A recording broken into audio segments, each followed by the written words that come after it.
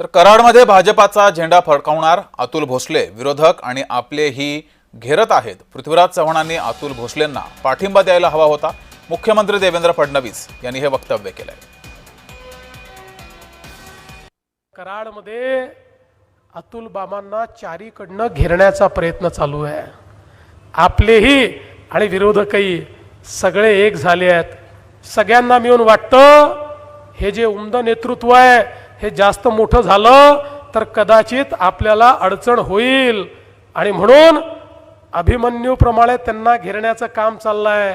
पण जसं मी नेहमी सांगतो, आम्ही आधुनिक अभिमन्यू आहोत।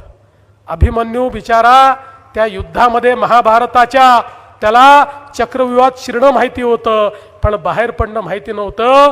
पण प्रभू श्रीकृष्णाच्या आशीर्वादाने आम्हाला बाहेर पडणं देखील माहिती आहे आणि म्हणून हा जो चक्रव्यूह अतुल बाबाच्या आजूबाजूला तयार केलाय त्याला भेदून या ठिकाणी अतुल बाबा या कराडमध्ये आपला झेंडा लावल्याशिवाय राहणार नाही।